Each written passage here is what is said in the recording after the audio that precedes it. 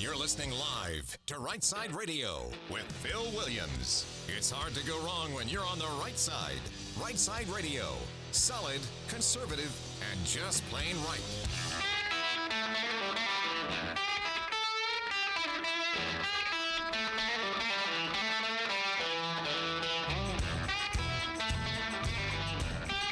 Alabama and Tennessee syndicated news talk leader, Rightside Radio. Phil Williams here live in the Rightside studios. Man, we got the local, the state, the national, sometimes the international, and oh yeah, like the dude just said, solid, conservative, and just plain right. Well, welcome to Monday.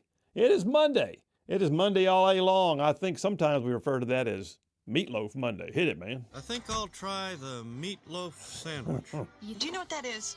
Yes, meatloaf. What is it? I'm only asking in case I have to describe it later to a doctor. Look, it's nutritious. It's delicious. Made out of meat. Add ketchup if you want. I couldn't care less. I'm not sure that's really a commercial for Meatloaf, if we get down to it.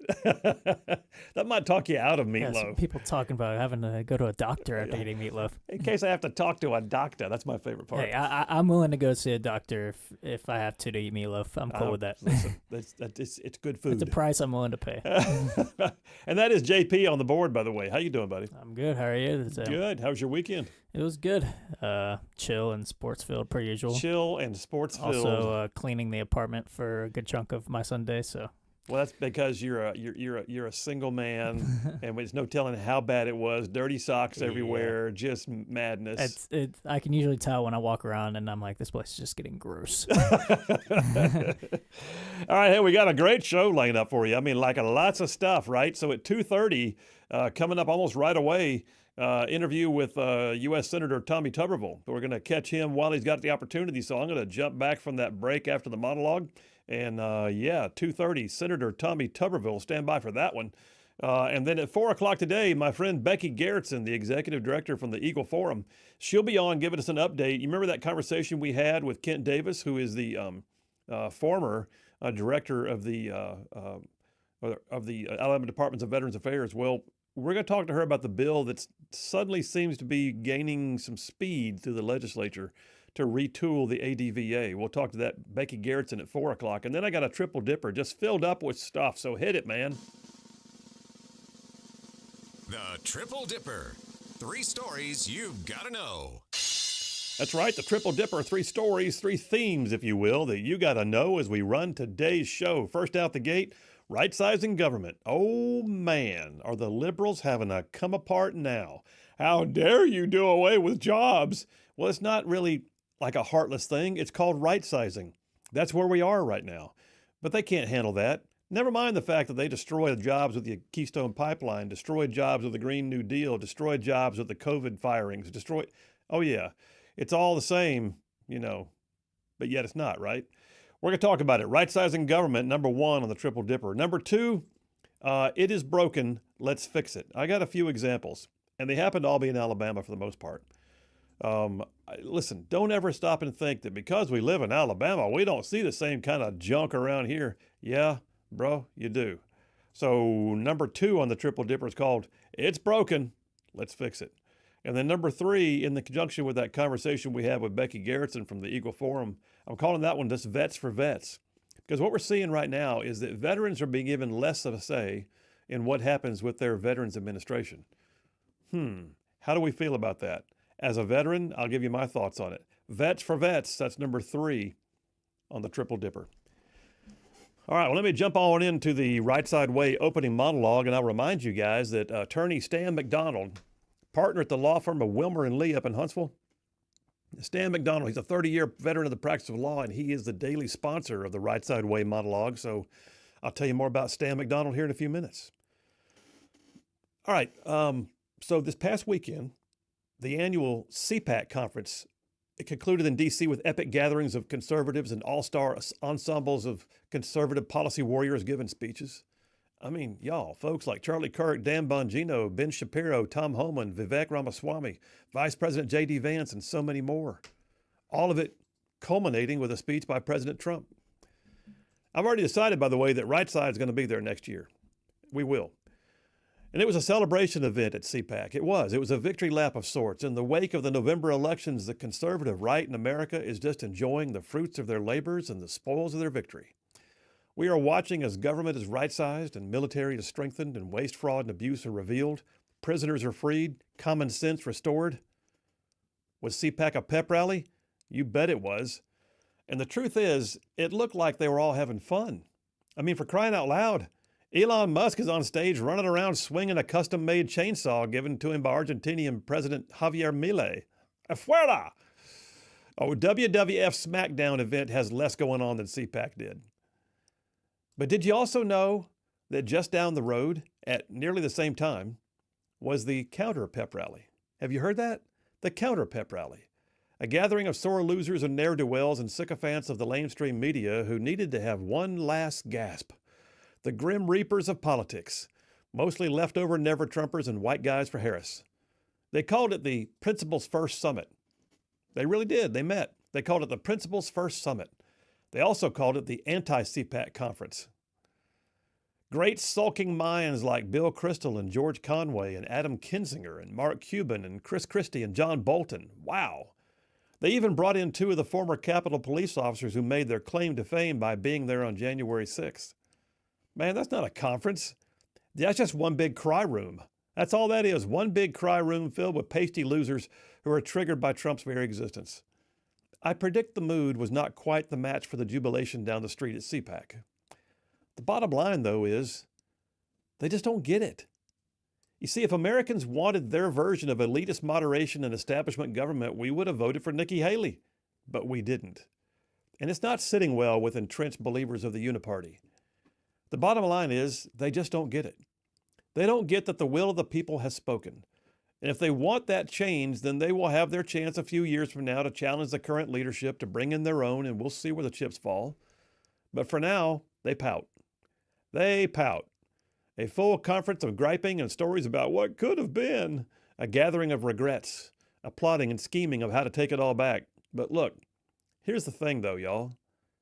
Democracy is a sacred thing. And being an elected official is more than just special. It is more than just a popularity contest. It is a sacred duty with solemn value placed on it, something that much of the world can't say they know or understand.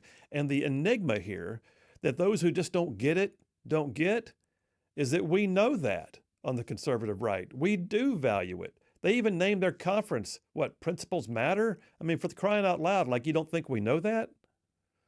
Look, when I was elected to the state Senate, I knew that it was something special.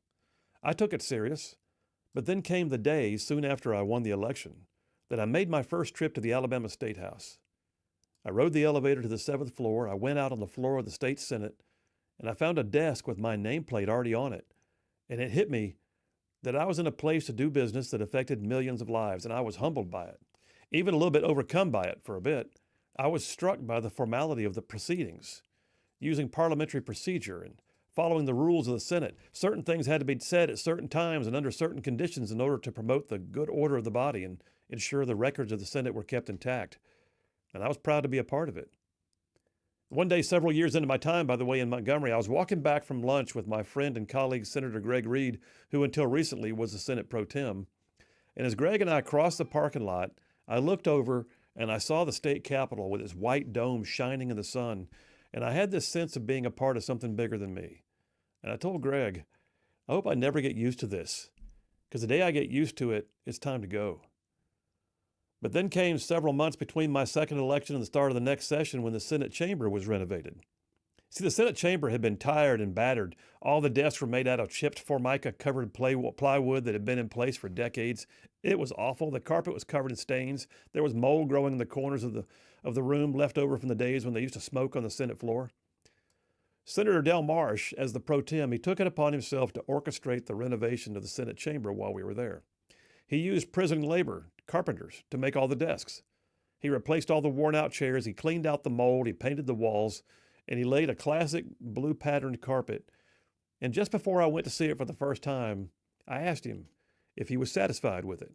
He looked at me and he said, "Phil, now it looks like a place where the laws ought to be made." What I'm trying to convey by sharing these memories is that the business of doing the people's business is a sacred trust. It is not to be taken lightly. It is something that should not be done with a laissez-faire attitude. Every vote cast in a state house or the U.S. Capitol is a vote that affects millions of people. On the floor of the U.S. Senate is where cabinet officials, Supreme Court justices, and our nation's highest-ranking military officers all receive their confirmations. The respective chambers of the U.S. House and Senate, those are where decisions are made to raise taxes, declare war, address disasters, and sometimes pass budgets. You know that no more than 100 men and women serve at any one time in the U.S. Senate itself? Just 100 out of hundreds of millions. The Oval Office is the people's office. I mean, we decide who sits at the resolute desk and gets to make the decisions that impact the world. The president appoints members to the U.S. Supreme Court who then determine the applicability of the laws and the constitutional grounding thereof. Members of our elected government, for all their warts and blemishes, they're still people that we look to for decisions designed to establish justice and ensure domestic tranquility and provide for the common defense and promote the general welfare, secure the blessings of liberty. And even when they don't, even when they make decisions we don't like, they should be constrained to do so in a manner that is professional and orderly and formal, because the making of laws is actually special. It's one of the most special things in the world. There are nations full of people who have no idea what it means to have an elected person standing in office swearing an oath to uphold and defend the Constitution. The making of laws and the enforcement of laws are both special, and the interpretation and protection of laws is also special. And we deserve to know that those who make them, good or bad, don't do so as an afterthought or a lark, and that those we vote for are the ones who get to do it because they actually get it. And look, I'll add one more thought to this. The elected will of the people, it can only happen if God allows it. And I say that to say this. I believe that we were just witness to a massive answer to prayer. I believe that we were just spared from the debauchery and abuse of the process of government unlike any that has been seen in modern times, and certainly not in America. And I am not at all, by the way, equating Trump or his administration or any elected officials with godliness, not at all. I'm not placing them on some undeserved pedestal. But I do believe that he, Donald Trump and his team, I do believe that they are in office, and Republicans are also in the majority, because of a massive intervention by an all-knowing God, because people prayed. And I believe that, and no one can shake me from it. Not even a bunch of hand-wringing never-Trumpers in their giant cry room. And look, I'll close with the words that are found to the right of the statue of Thomas Jefferson in the Jefferson Memorial. It's a quote that's attributed to Jefferson himself. It says, "God who gave us life gave us liberty. And can the liberties of a nation be secure when we have removed a conviction that these liberties are of the gift of God?" Well, I say no. But I acknowledge that the anti-Trump, anti-conservative establishment types who lost bigly in the elections, they have a First Amendment right to scream in the public square if they want to. They do. But I have an equal right not to listen to their drivel, because in my opinion, they just don't get it. The reality is, we do. And that's a wrap for the Right Side Way. Yeah, there you have it. I mean, the screamers are going on and on and on about how the constitutional overreach and there's all kinds of, death to democracy. No, it's not. What you saw was democracy. What you're watching is democracy. What you're watching is the consequences of an election. And the reality is they just don't get it. But I do. I've seen it firsthand. I appreciate the value, and I know most of you do too. Phil Williams, Right Side Radio. Y'all stay tuned. We will be right back.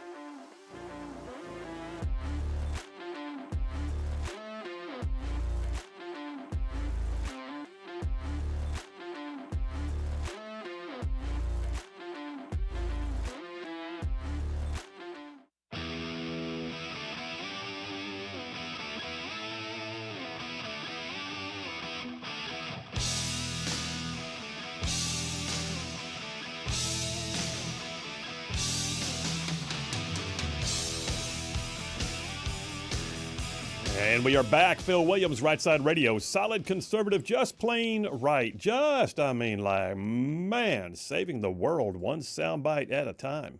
I got to tell you, Attorney Stan McDonald, so yes, he is the daily sponsor of the Right Side Way monologue.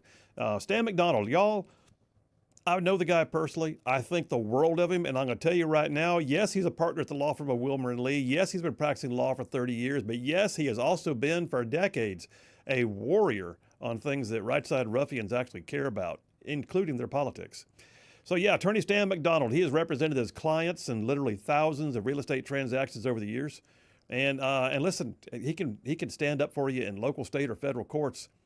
And I like to say that if Stan McDonald's on your side, you will have no greater friend. Likewise, your adversaries would have no greater foe. So Stan McDonald, attorney, I'm going to tell you how to reach him. You ready? Stan McDonald at the law firm of Wilmer and Lee. He's an America First family man, and here's his phone number, 256-479-3020. That's Stan McDonald, 256-479-3020. And do me a favor, tell him you heard about it right here on Right Side Radio. And now I got to do the thing. No representation made. The quality legal service be performed as great quality legal service for all the lawyers. Dang, that was a good one. That was a really good one. That made my best one. Can you record that? Yeah. Hey, by the way, before I go any further, did you see the announcement about Dan Bongino? Yeah, I did, and it's pretty big news. It is pretty big news. I gotta tell you, I have a lot of respect and admiration that Bongino was able to walk away from what he's built to go serve the country. Yeah, it takes a lot of guts. You know, he spent 11 years or so building the empire that he did, and just to walk away to go serve the nation. I mean, he's backing up what he's saying, you know. So he actually is, and he also has a great, people don't realize, some do, he's got a great pedigree for this, or resume. He spent a lot of time in law enforcement, in the Secret Service. He understands what it is to be among the rank and file for a major law enforcement agency, federal side. But he also has had some great interagency work, if I'm not mistaken. But here's the other piece. So a lot of folks don't recognize that Kash Patel is, going to be the guy at FBI. Dan Bongino as the deputy director. Bongino has an Alabama connection. Big fan of Auburn, by the way. And he's coming down here. I say that they're sending 500 employees down here to the Redstone Arsenal. I'm not going to be a bit surprised to see that the deputy director winds up commanding the FBI headquarters south, which is at Redstone. Yeah, he talked about today about how he's going to relocate to D.C., but I wonder if it comes to his attention. I don't know how deputy director and all that, the inner workings of that is, but I wouldn't be surprised if he found out about that Redstone Arsenal, that he decides, hey, can I, be in Alabama? Absolutely. I think he should. In fact, I'll go ahead and say it right now. How about this? Dan Bongino, come on down. Mm-hmm. We'll take you right here in Alabama. Huntsville's a great place to live. That's where JP and I are both from originally. But I'll also say this too. My grandfather was a post commander at Redstone when I was a kid. My father was stationed out there. I've lived on Redstone Arsenal. I've watched it grow up from a little bitty backwater, small military installation with nothing but cotton fields all around it. To next thing you know, you've got Werner von Braun and the rocket team there taking us into the space race. And then Army Missile Command stands up. And then my grandfather is, one of the project managers on the original Hawk missile and all that. I grew up listening to the sound of rocket engines being tested at Redstone.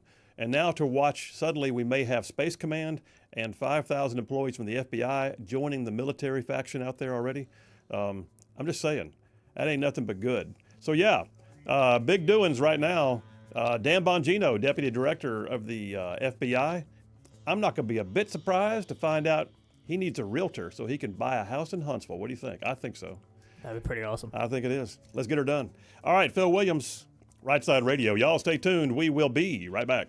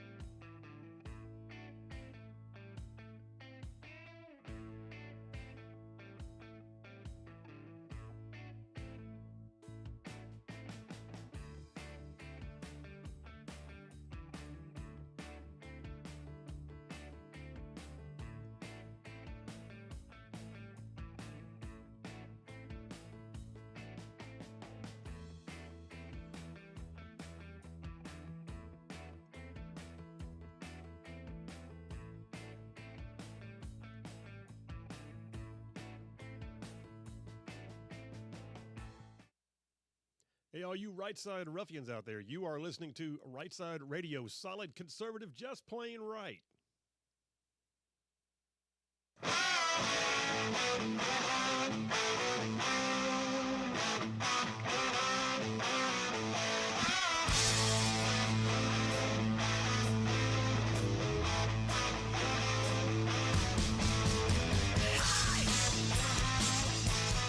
And we are back. Phil Williams, Right Side Radio. Solid, conservative, and just plain right.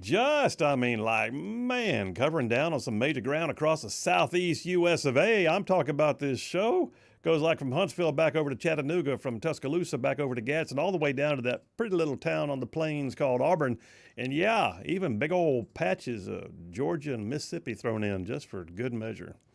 All right, hey, listen, he is no stranger to this show. We've had him on multiple times. Glad to have him back right now. Again, the dean of the delegation in the Senate side is U.S. Senator Tommy Tuberville, and he's on the line as we speak. Senator Tuberville, how you doing? You know, I'm doing pretty good, Phil. We got the libs on the run, and it's about time. I'd listen. I don't think they even understand what audibles they could call at the line to make things, to adjust to every single move the defense has made. Actually, we're on offense. Why am I saying defense? We're on offense right now. You know what they could do, Phil, is they get on board and try to help save this country, because they put us in a tailspin, and they hate it. They hate that their power is gone.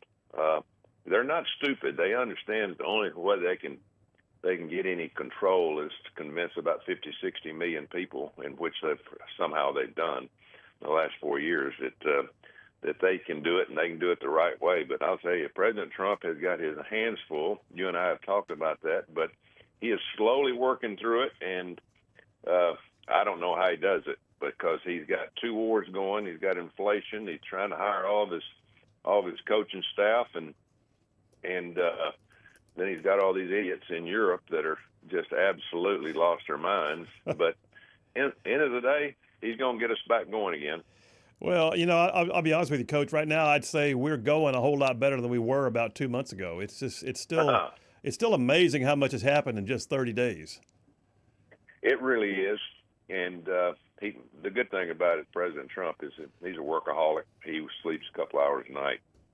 And he's putting good people around him. His first time around, he was sold a bill of goods on a bunch of deep state people.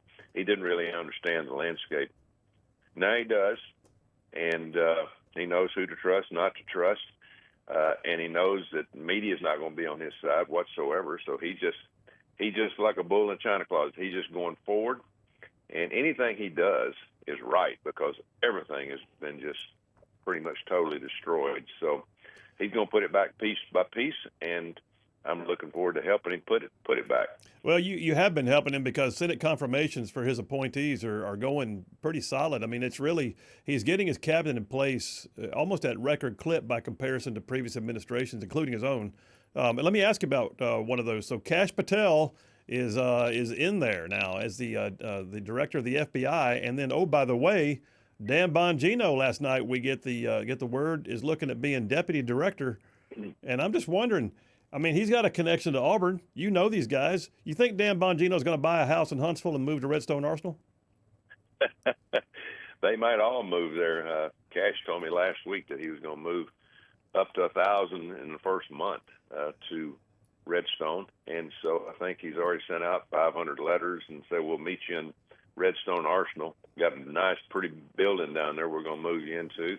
He's just trying to get them out of this hellhole up here we call the swamp. And by doing that, he might be able to get something out of them, might be able to save some of them, because there's some good people in the FBI, but my God, there's a disease going on right now. It's called deep state that is just overtaking them. And you're right, Dan Bongino, he knows where the bodies are buried. He's written books about it, and he and Cash are going to come out swinging, and I'm looking forward to them being in Huntsville and improving, the landscape there, and because we've got some beautiful new buildings there, as President Trump would call them, right. Brand new ones that Senator Shelby got the money for, and we're glad to have them. And again, this won't be the first. It'll just be the first wave. It won't be the end of the FBI moving out of this swamp, and he's going to move a lot of them all across the country. But I think we'll get a majority of them. Well, I think we will, and right now, I mean, even with the one split vote on Hegseth, I don't think we've had anybody that's not made it through. Now, I know Department of Labor has got some questions coming up, that appointee, but by and large, it sounds like the team that he appoints is going to be the team that he winds up working with. Yeah, I was really concerned early. Especially, as you said, Pete was the first one, and McConnell voted against him for some unknown reason, along with, of course, the Alaska and Maine, which that usually happens. But J.D. Vance come to the rescue. We got him through, and I think just him getting in, and then people seeing him and Rubio, Mike Walsh across the world speaking on behalf of the American people, I think it has given confidence to the other. Yeah. Secretaries that, hey, President Trump might actually know what he's doing, and which we all know he does, and he's doing it for the right reasons. But we've got Linda McMahon at the end of the week. That's right. Education Secretary. She's got to get to going and moving education out of the city. And then we've got the young lady that's probably the most controversial of all of them, our Labor Secretary, right, who is a Republican from the West Coast, that has a little bit of union blood in her, and I've talked, and I haven't decided yet. I really like the Deputy Labor Secretary, so I think they'll be fine together. But again, she's got some people that are not real fond of some of the questions, how she's answering them. But we'll have to see. But at the end of the day, we've got 90% of them in as we speak. Well, let me ask you. I got two other questions I want to get to before we have to go, and I know you've got a time hack you have to meet up there. But Senator, you guys passed the Senate reconciliation bill with a lot of the Trump agenda in it. The House was talking about doing the one big beautiful bill. The Senate is looking at doing perhaps two. Tell me about the bill that just passed, and if you don't mind, also talk about whether we're going to get the Trump tax cuts through the Senate as well. Well, here's the deal. We don't do money. We don't do tax cuts in the Senate. So that one has to come from the House. Gotcha. And what we basically told them, we'll do one over here with border and defense and the things that we need to do. Y'all just work on your tax bill. And if you want to do the one beautiful bill, that's fine, if you can get it done. I think it's going to be hard to do that. But we got ours finished about 5 or 6 in the morning last Friday. Man, it was a long night. We went about 15 hours, but we finished it and we passed it. And so what will happen is the House has theirs. If they can somehow pass theirs, what we'll do is they'll conference it between the House leadership and the leadership in the Senate over here from just the Republicans, and they'll bring it together, and they'll take the best of both worlds, and then we'll pass it and send it on to President Trump. But we have to get the tax cuts done. It'll be the highest tax increase in the history of this country if we don't pass it by December 31st next year. So we have got to get this done, Phil. But we've done the border. I think it's about $350 billion. And that's a lot of different stuff. That's not just a border wall. That's a lot of things that go around it. We have got to put a stop on what's going on at the border, and they pretty much have. Well, yeah, it's been a pleasure to watch. I mean, that and the economy were the top two issues consistently throughout the campaign. But I'll tell you one other thing that started off with a great deal of support and then began to lose the love, if you will, over time, is the war in Ukraine. And we're right now we're at the 3rd year anniversary of what they said would only take 5 days. And we're hearing negotiations are underway. We're seeing movement. We got an announcement today from the White House that he believes a deal is close on getting a major deal with Ukraine about rare earth minerals and that kind of stuff. So where do you see this going, the war in Ukraine right now? I was in Zelensky's office 3 years ago and 2 months before this started, I think November 3 years ago, and he knew it. They were already fighting. They were fighting across the border, and Russia they just do not want Ukraine to be in NATO. And all we had to do is say that, and there would be a couple million people still alive. But Biden let this thing play out, and Trump he's not just a deal maker now, he's a peacemaker. And he's going to get this done. Now, finally, we got a president of the United States that says, okay, we put $300 billion in this. We're going to get our money back. Taxpayers are going to get their money back. You know, we lost $6 trillion in Iraq and probably $3 or $4 trillion in Afghanistan. And so the American taxpayers are sick of this, of going in and accomplishing something and then not getting anything out of it. So President Trump's going to get this deal done. Europe will get a little bit out of it, but we'll get paid back by minerals. They are just loaded with minerals in Ukraine. They have, obviously, they're a great farmland, but it's going to have to be built back with the minerals, and the American taxpayers are going to get their money back for what we put into it. Thank goodness, and thank God for President Trump. There's no telling how much Joe Biden and his clan stole, because this was all about Hunter Biden and the Biden administration of laundered money in Ukraine, and it is going to be an embarrassment probably to all of us at the end of the day when we finally figure out what happened over there with this. And instead of stopping this nonsense, we just kept flushing money in there. It goes in one door, out the other. Well, and I suspect that someday soon somebody's going to show up with some pictures they kept in a drawer somewhere, and we're going to understand why this was what it was. But but yeah, I mean, I can't help but think too, this rare earth deal. That's part of what Russia wanted. They wanted the resources, not just the buffer. They wanted the resources of Ukraine too. And we're about to say, nope, I'm sorry, that's a contract with the United States now, and you can't have it. They're not in NATO, but oh, by the way, they're under contract with us. And I think that's going to that's gamesmanship, in my opinion, on behalf of the United States. That was a great move by Secretary Rubio and President Trump. Well, we just don't. Russia does not want American troops and missiles in Ukraine, and I'm all for that. There's no reason for us to do that. No reason, Phil. And we all should remember, Russia is the nuclear army of the world. They have more nuclear weapons than we do, and so that's not something to play around with. So let's make a deal. Let's do a treaty. Let's all get paid back. They're going to take a little bit more land. Let's let them build Ukraine back and get on with life and have what is it, the DMZ, the South Korea and North Korea, to have the DMZ zone over there. There needs to be a buffer zone, and let's go on with life. They have lost 10 million people that have left the country in Ukraine. Yeah. So bottom will come back. It's a beautiful place. It actually is, yeah. Too cold for me and you, I'll tell you that, being over there. But it's a beautiful place. But let's get this thing over with, and then we'll work on the Middle East. And something hadn't been done in 2,000 years, we'll let the peacemaker President Trump get that one over with too. Well, Coach, as you're heading out here, I know you're on Senate Armed Services, if I'm not mistaken, and we got part of the budget y'all passed also include a military plus up. I think right now we're seeing recruiting numbers come way up all of a sudden, and it feels like I wrote a piece that came out this morning called "The Warrior Factory is finally back in business," and I feel like we're back in the place of putting the U.S. military, where it should be. What do you think? Yeah, there's no doubt. Since President Trump's been elected, the improvement in recruiting has been tenfold.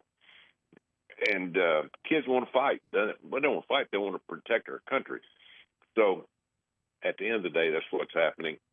And Pete Hegseth is a breath of fresh air, to be honest with you. Yeah. They'll get it all straightened out. It's going to take a while. Well, it is, but you know what? You just eat the elephant one bite at a time, right? So, well, listen, I know you got to go. I appreciate y'all making time for us today, but Senator Tommy Tuberville will have you back on again sometime soon. All right? Thank you, Phil. And one other thing I wanted to say is President Trump noticed our leadership in the military. He went in and fired every board member in the West Point. Yes, he did. And in Naval Academy and the Air Force Academy. There will be no more woke teaching our leaders of this country, and thank God, because we've had kids turn down appointments to the academies just because of how woke they've become. So, thank goodness for President Trump and his foresight of knowing that it all starts with your leadership. That's outstanding. Yeah, the woke washing of the services are over. So yeah, absolutely. Thanks, Coach. All right, Phil. Thanks. Thank you. All right, we're taking a break right now. Listen, he's always such a straight shooter when he comes on. He doesn't even caveat his words. He just goes for it, and I so appreciate that. And by the way, it's amazing to me how much, maybe not amazing, but it's gratifying to me to watch the fact that our U.S. delegation is making waves, our Senate and House members, and I love it. Phil Williams, Rightside Radio. Y'all stay tuned. We'll be right back.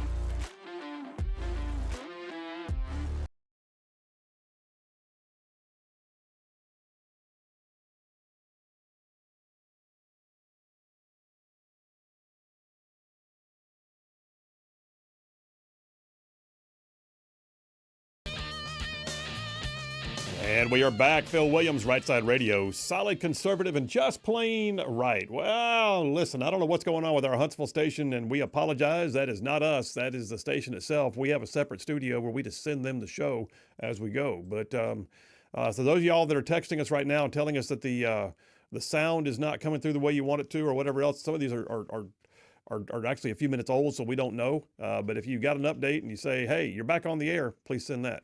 That would mean a lot. So I won't bother reading all of them.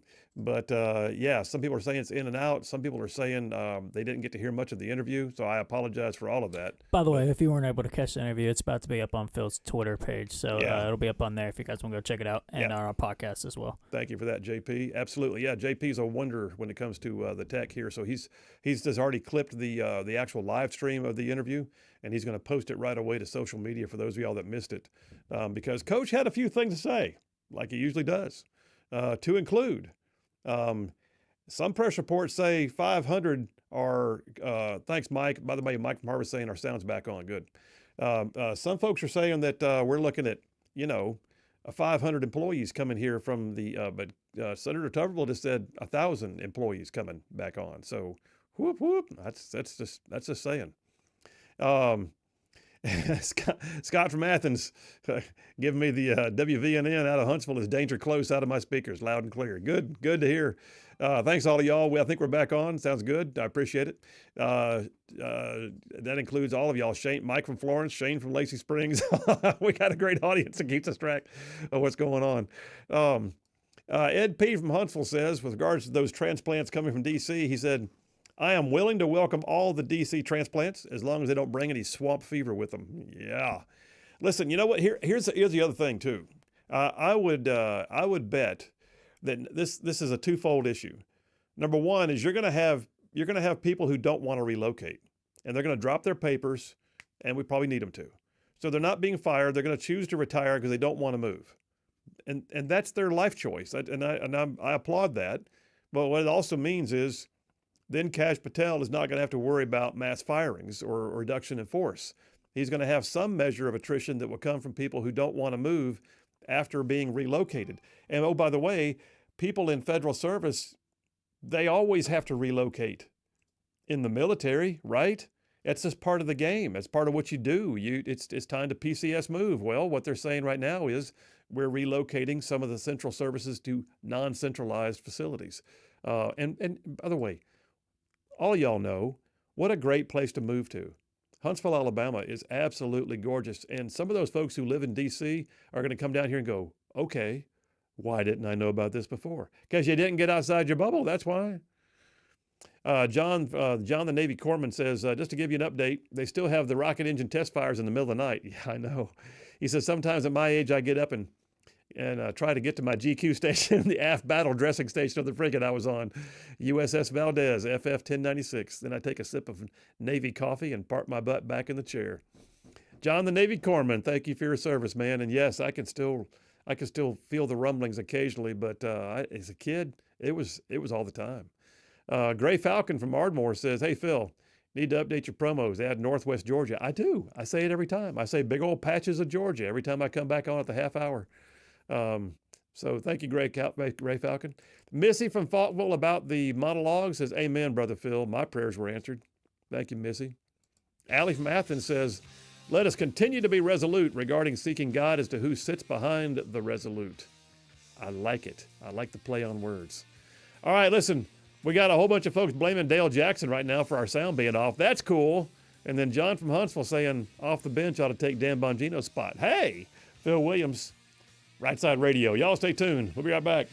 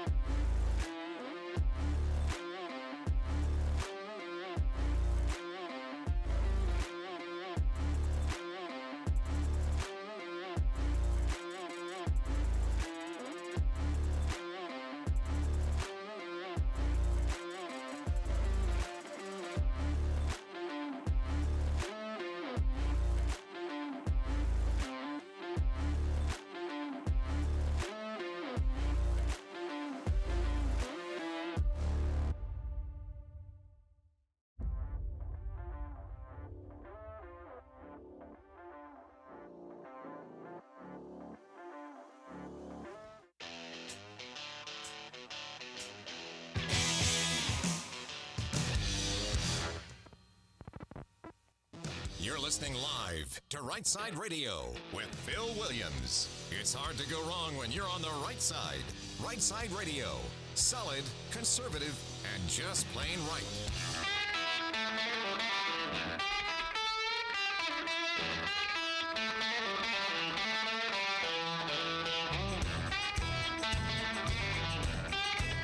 Alabama and Tennessee's syndicated news talk leader, Rightside Radio. Phil Williams here live in the Rightside studios. Man, we got the local, the state, the national, sometimes the international. And oh yeah, like the dude just said, solid, conservative, and just plain right. Well, welcome to hour number 2 on a Meatloaf Monday. I don't even know where hour number 1 went. It's already gone. It's in the can.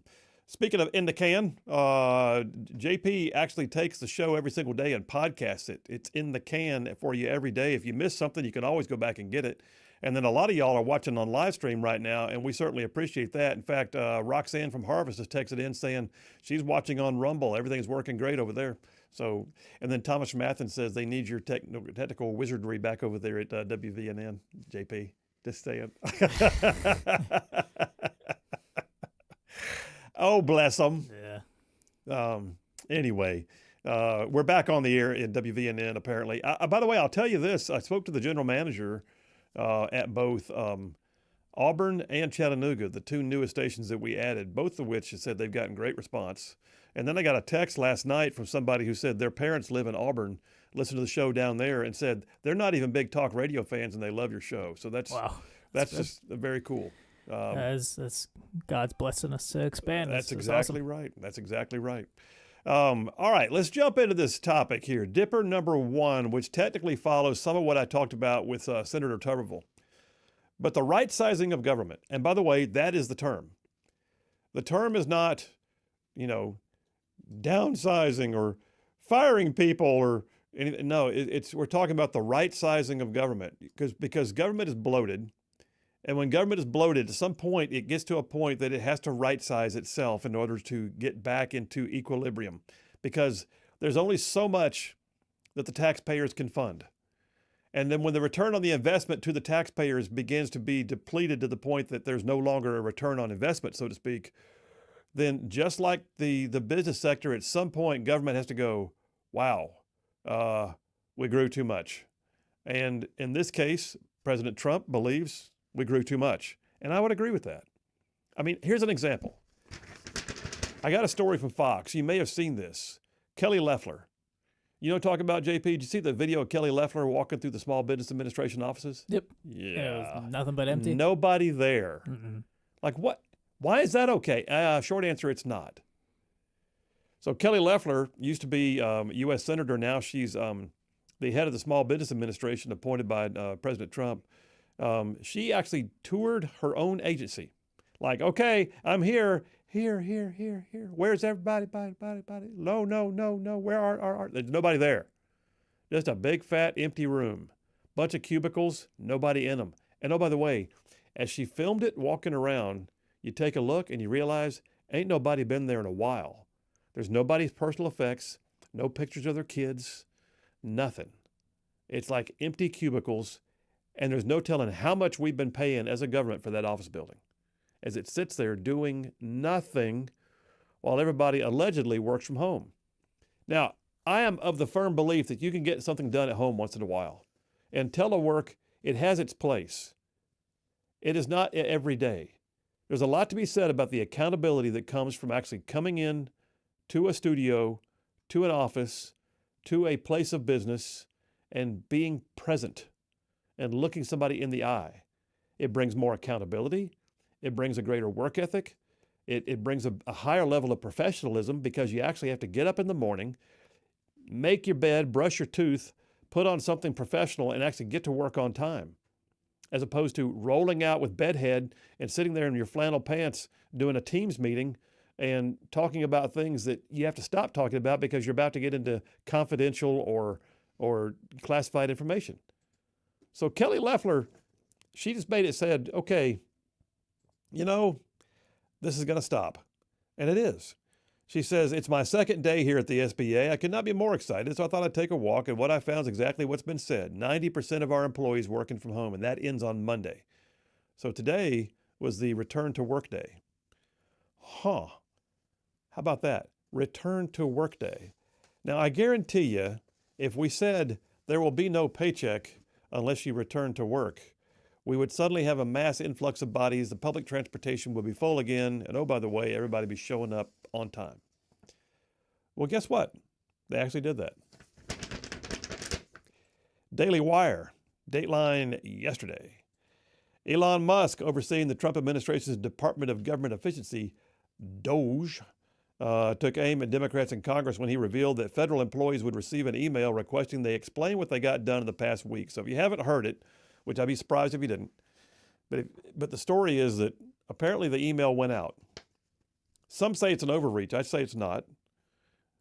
I recognize that there were some caveats that had to go with this, but the email went out that said, you will reply to this email and tell us what you accomplished in the past week. And by the way, this went out to every federal employee. Like all God's children who got a federal paycheck got an email.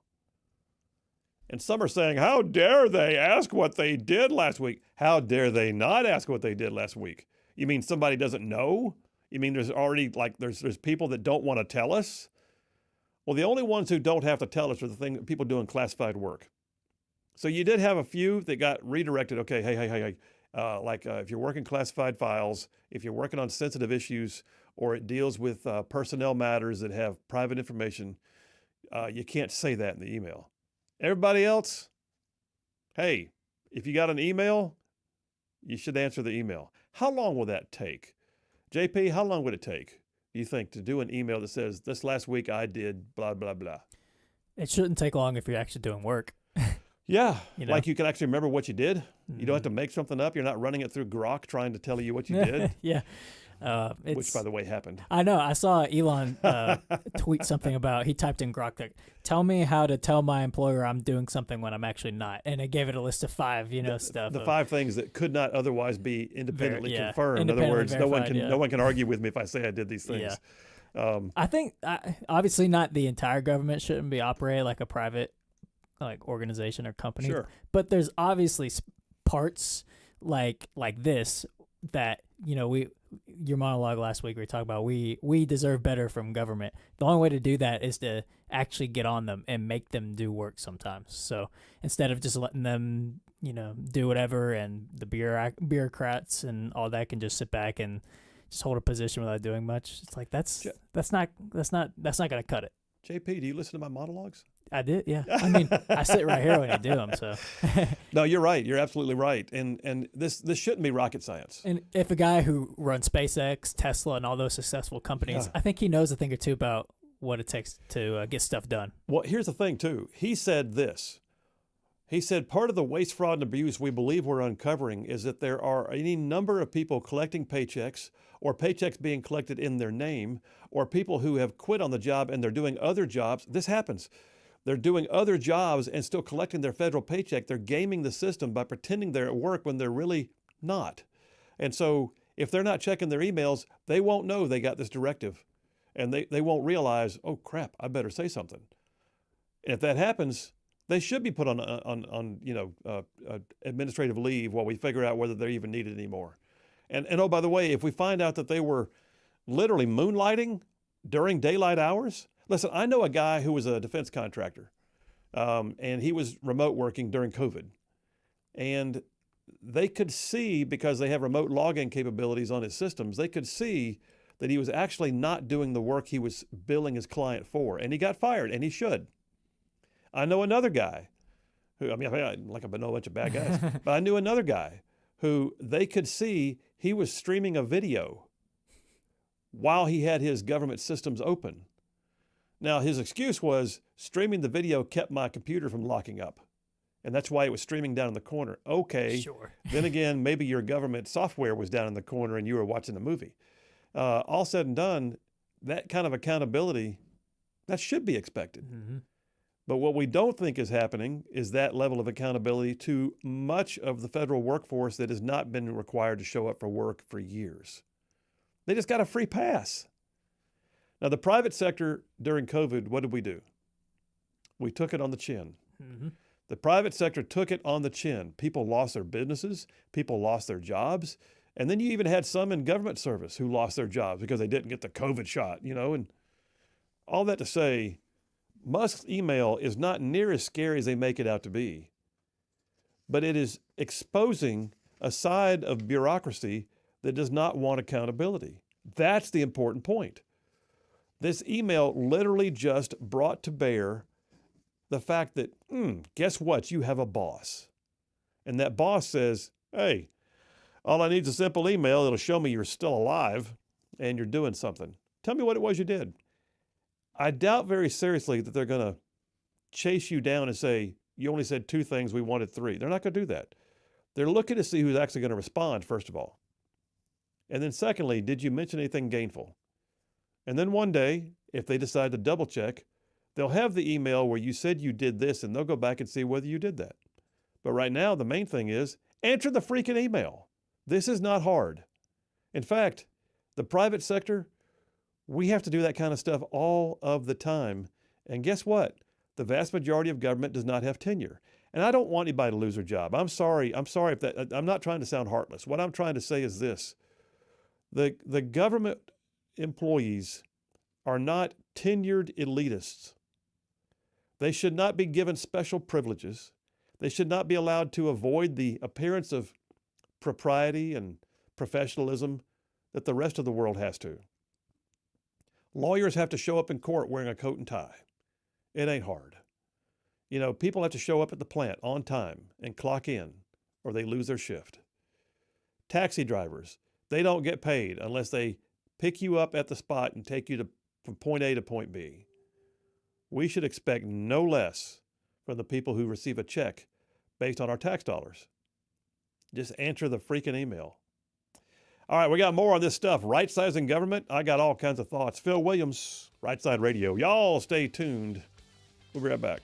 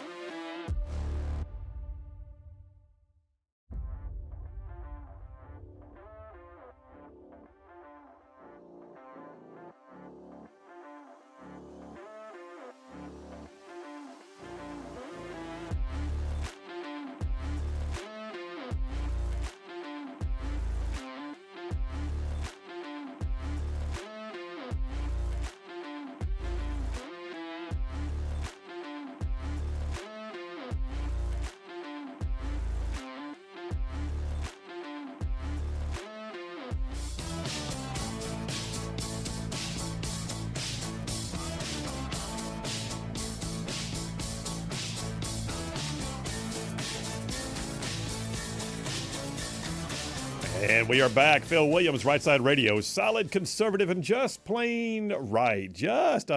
Man, pulling pins on truth grenades.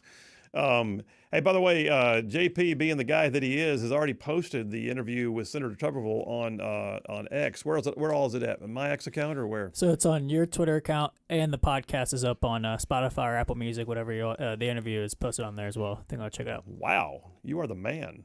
Is that why you jumped up and ran out of the room and went to your office real quick? Mm-hmm. Yep. Nice. All right, so yeah, you can go check it out at Phil Williams. That's me on Twitter/X, and you can also check it out on the other platforms he's talking about. As we live stream the show, he's making sure that you guys have access to things that, just happened 5 minutes ago. Hey, let me go to the phones real quick. Wolverine Dan's on the phone. Hey, buddy, how you doing? Well, very well. I just got some new equipment, and I hit a bucket of balls and getting ready for tomorrow morning. I'm playing 18, so I'm excited. Nice. Well, I'll tell you what, you got the weather for it right now. It's like spring out there. Yeah. Yeah, well, I called not for that. I got two quick calls. First one, now Bongino is the, what is he, deputy of the FBI? Yeah, deputy director. Deputy director. So he answers to Patel, yes. That would be true, yes. Okay, all right. So I think that's a pretty good, first off, thank you for your service as usual. I do it all the time. Thanks, man. Do what you do. But that's really good, and I really like Bongino, so I think this is going to hold well for us. Yeah, I think it is too. I think it's going to hold well not just for the nation, but also for Alabama, because Bongino already has somewhat of an Alabama connection, yeah, and he's friends with Dale Jackson. Wait a minute, no, you got it. That's a minus. I'm sorry. I'm only kidding. I love Dale. Hey, listen, my last thing is you said God makes these choices. And, you are 100% correct. And you know what also God does? He gives you things in life that you should take the time to notice them. And when I say that, as my little granddaughter, I had her over the weekend, and she likes to play make-believe. And I'm all about make-believe. Kids love that because you interact with an adult. They want that. And for me to get down to her level, it doesn't take much because, I'm a kid at heart anyway. But here's what we did. It was really funny. At the end of our bed, we have a chest that we put our linen in, and it's cushioned and everything, really nice. And she's laying down, and my wife was supposed to be the doctor because she likes the doctor surgery stuff. So, I said, Gigi, that's my wife's name, grandmother name. Hey, Gigi, what kind of surgery are you doing? And she says, brain surgery. And I was making, this is Meatloaf Monday, right? Right. Well, I was making a meatloaf, and I rounded it out. It's big enough it looks like a brain that would fit in her skull. So I say, close your eyes, Scarlett. No. Gigi's going to do brain surgery. So when she opened her eyes, they go, here's your brain. And she just about lost it. She thought it was her brain. I think you're freaking out your grandchild. Is what I think. I'm not sure. I'm playing games. Come on. It's great to play with my grandchildren. I love them. God bless me with wonderful family. And there's a saying on my dresser. It says,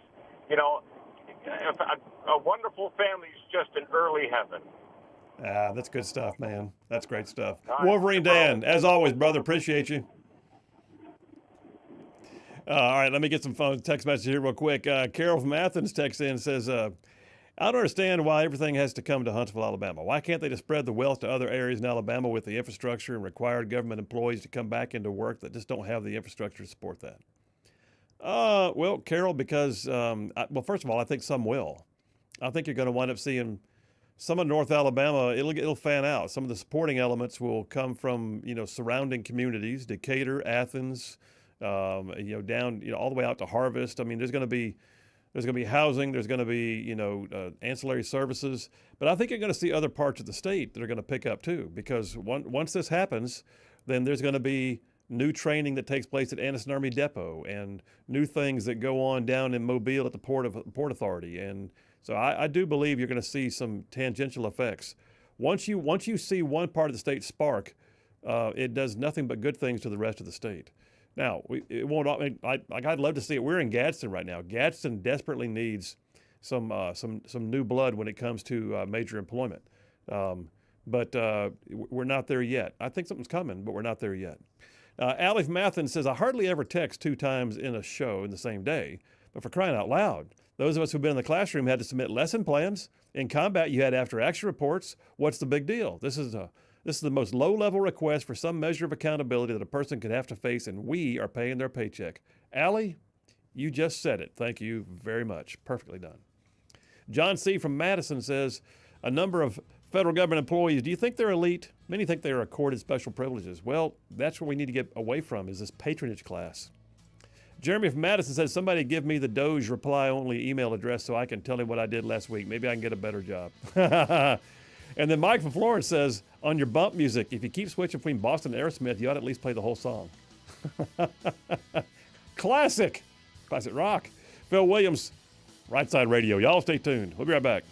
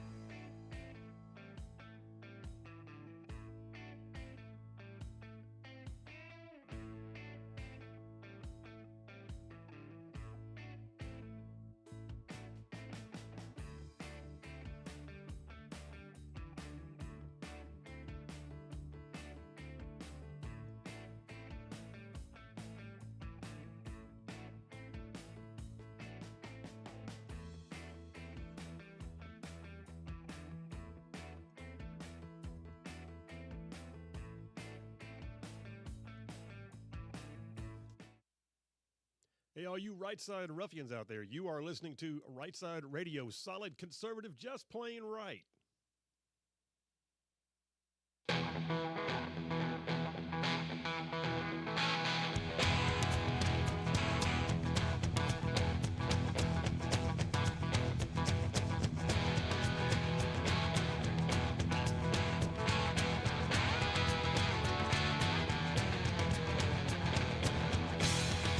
And we are back. Phil Williams, Rightside Radio, solid conservative, just plain right. Just covering down on some major ground across the southeast U.S. of A. Y'all, I'm talking about this show. Goes from Huntsville back over to Chattanooga. I'm talking about from Tuscaloosa back over to Gadsden. I mean all the way down to that prettiest little town on the plains called Auburn. And yes, even big old patches of Georgia and Mississippi all thrown in just for good measure. All right, I got a bunch of y'all texting in. We'll get those in a moment. I also see that I got somebody held on their line during the break, so let me just grab it. Line 1, Daryl from Huntsville. Hey, Daryl, how you doing?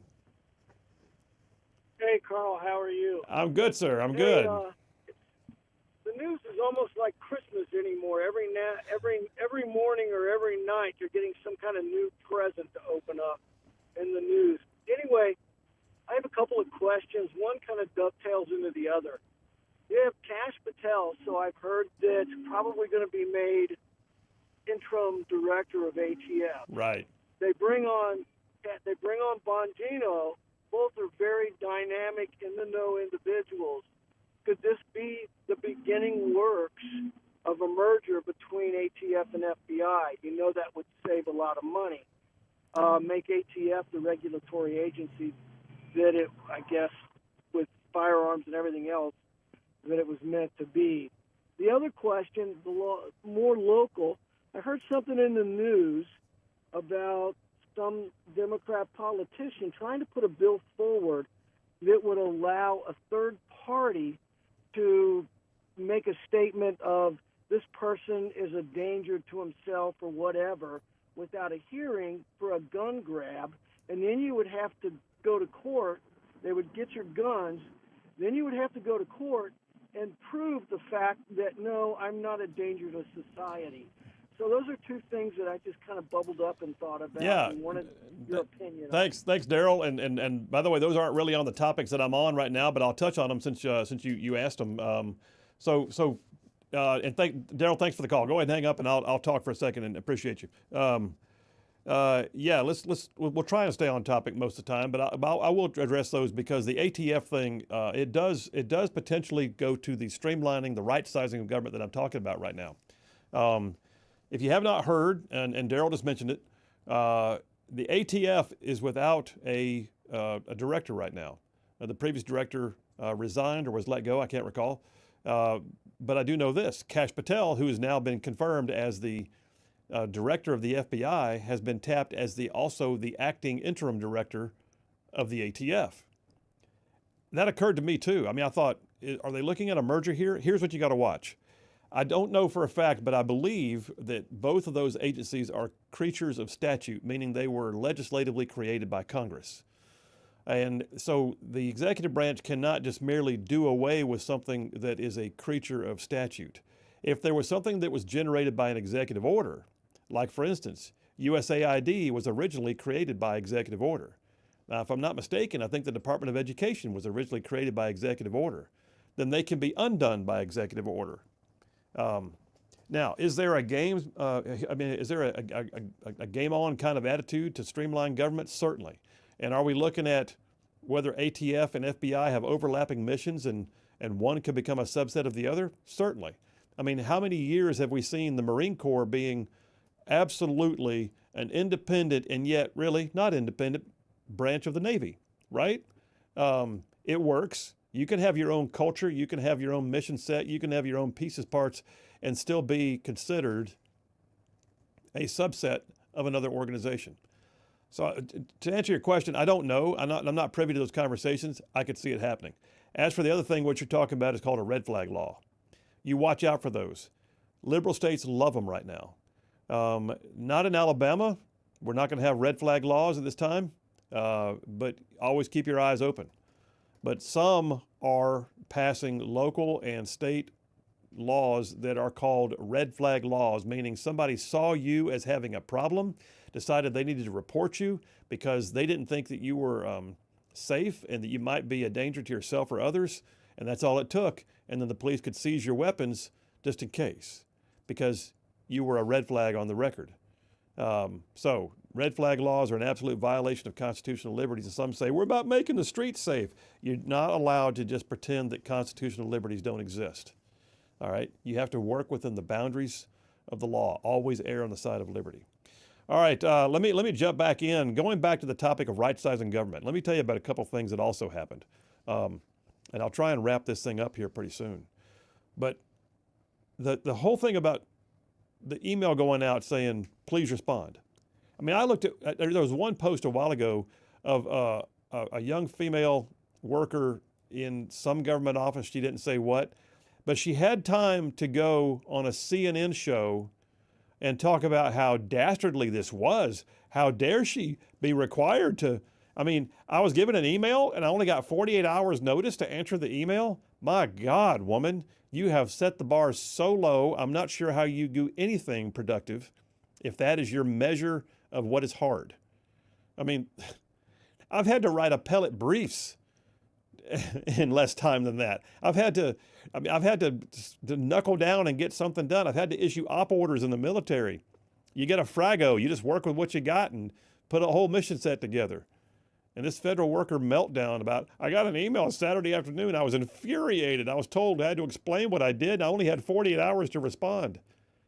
How about you just recognize that the accountability that is required of most people in the world is slightly higher than what you're used to apparently, but you need to just pony up an email.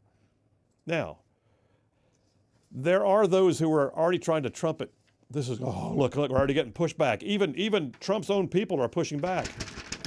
Well, townhall.com is addressing that. No, it's not the same thing. We are seeing people that handle classified information being reminded, do not respond to that with classified data. Don't go out on the open source systems in the NIPRNet, they call it, the non-secure internet. Don't go out there and say, I did these things, as long as you're asking, because you can't divulge classified, sensitive data, no foreign type data, no foreign entity type data, or for that matter, personnel matters. Now, you can certainly allude to them. And how about you just do that?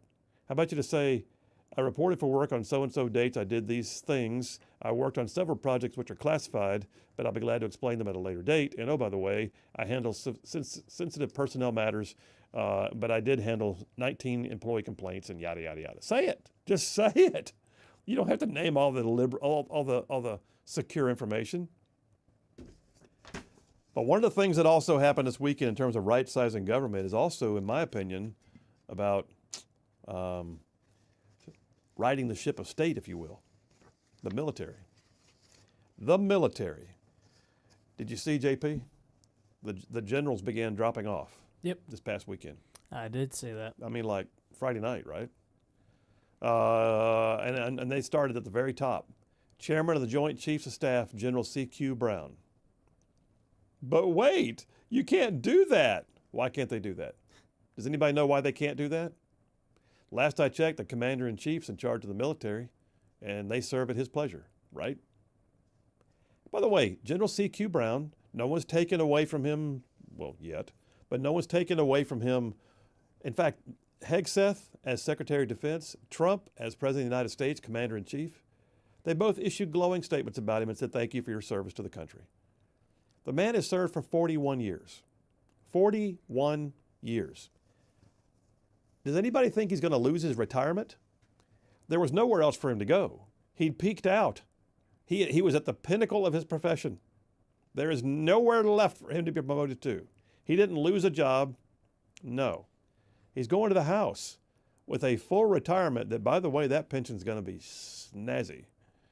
And he's going with 4 stars on his shoulder as chairman of the Joint Chiefs, who, by the way, was extremely woke. He was. He knew this was coming. As soon as November elections occurred, you got to know that he began looking for his retirement house. And he and the missus were going to go, basically set up shop. He's already applied for his terminal leave. He's already collected up his, his back pay for, sick leave and all that he had built up. He's already checked in and made sure that all of his DD-214 is in correct order. And he's already been approached by 19 different defense contractors, I guarantee. So all said and done, General C.Q. Brown is going to be fine. And Trump deserves to have a general at the helm that he believes he wants. So the idea that somehow this is wrong, get over yourselves. They need something to scream about. But they can't scream hard. He serves at the pleasure of the commander-in-chief, and he had 41 years, and you know what? He knew it was coming. Now, there are a few others who may not have known it was coming. Chief of Naval Operations Franchetti, Lisa Franchetti, she was also removed Friday. Lisa Franchetti, who was very unimpressive. There were a number of shipboard accidents on her watch. The very first thing I believe she did as the Chief of Naval Operations appointed by Biden was to issue a directive saying that the Navy is allowed to walk around with their hands in their pockets. No fooling. We used to call that Air Force gloves, by the way. Army always, by the way, pockets were where you could put your knife and you could keep things and reach in there and get them if you needed them, but you did not walk around with your hands in your pockets when you were in uniform. Air Force, like I said, we called it Air Force gloves. Yeah, soldier, quit wearing those Air Force gloves. What's wrong with you? But the Navy, they actually got a directive. It was a kinder, gentler Navy. We're going to break glass ceilings. If you want to put your hands in your pockets, that's fine, says the chief, who no longer has a job. And I got this piece from, I actually pulled this off of Navy News. Admiral Lisa Franchetti and General James Slife, respectively, are both gone. Where was Slife? What was his job? I don't remember what his job was. But we've also got the new incoming tapped chairman of the Joint Chiefs. Have you heard his call sign? His last name is Kane. His call sign was Raisin. I did see that, Raisin. Yeah, Raisin Kane. That's pretty funny. Oh boy, it was Raisin Kane. But Trump thinks pretty highly of him. He says, I'm nominating Air Force Lieutenant General Dan Raisin Kane to be the next chairman of the Joint Chiefs of Staff. General Kane's an accomplished pilot, national security expert, a successful entrepreneur, and a warfighter with significant interagency and special operations experience. He apparently is one of the chief architects of Trump's efforts to defeat ISIS during his last term. And I believe he was actually in retirement, and Trump's bringing him back out of retirement. Is that right? Do you know? I do not know that, no. Yeah, I think that's what it was. But he also fired several top JAG officers, which is interesting. And I'm not sure how this works. I got this off Breitbart.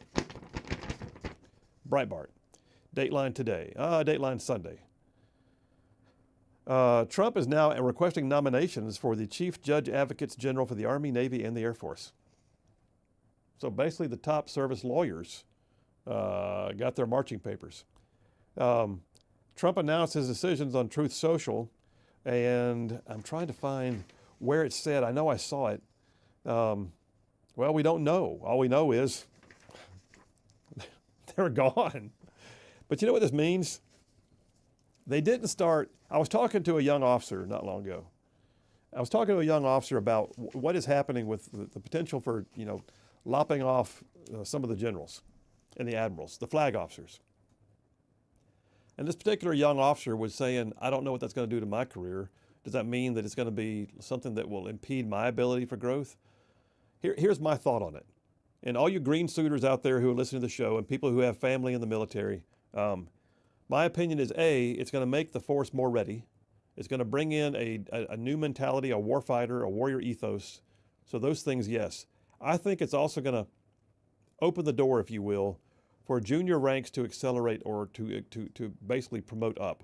The matriculation of officers to the senior ranks is going to be freed up because you don't have people who become entrenched, uniformed bureaucrats sitting at the top level, occupying the space that junior officers will never get promoted to.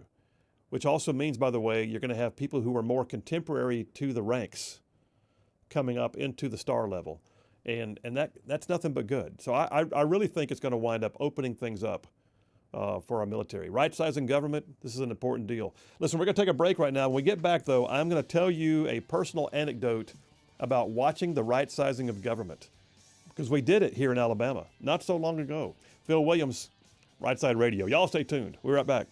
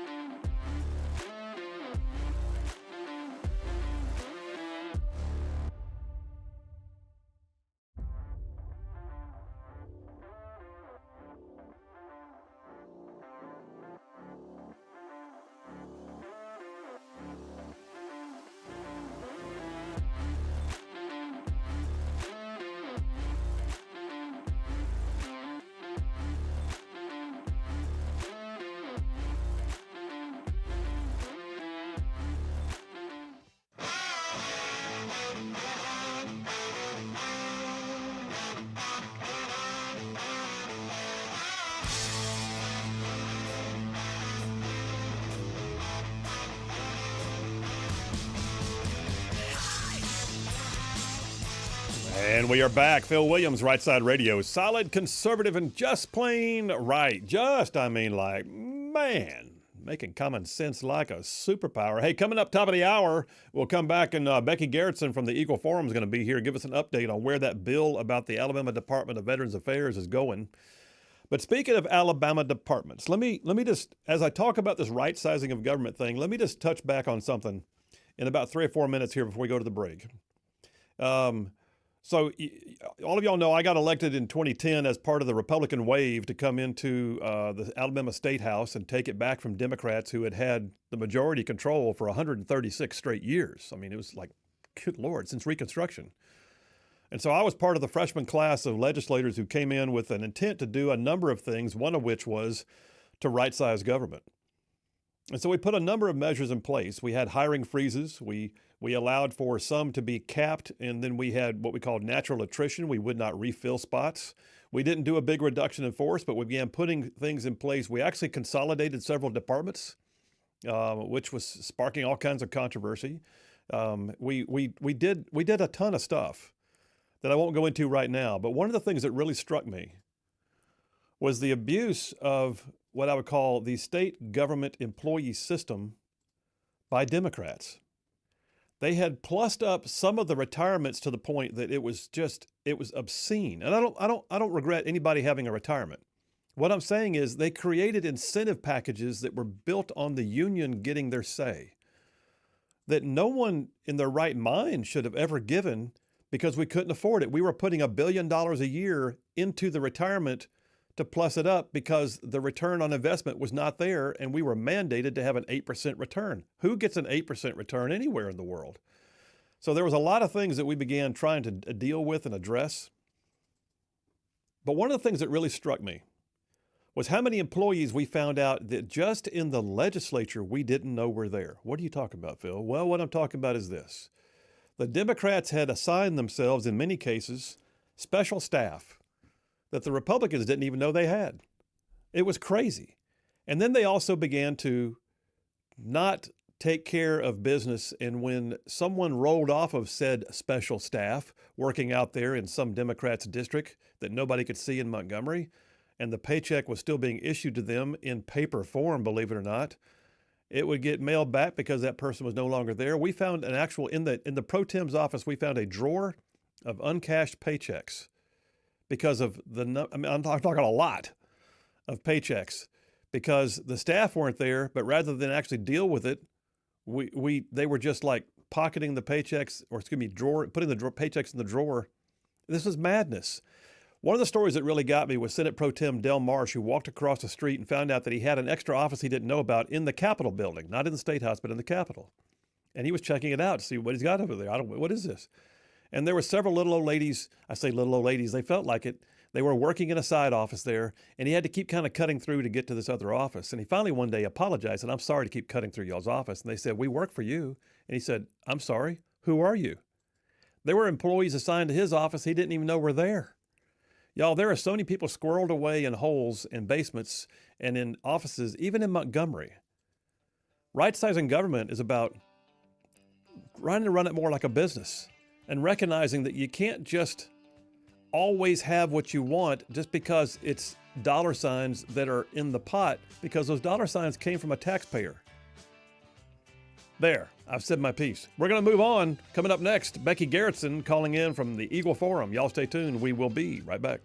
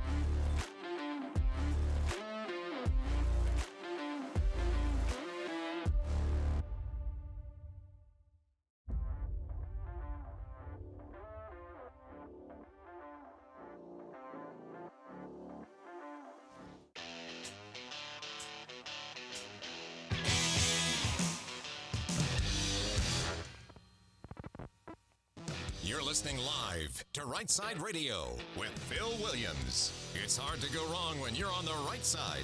Rightside Radio. Solid, conservative, and just plain right.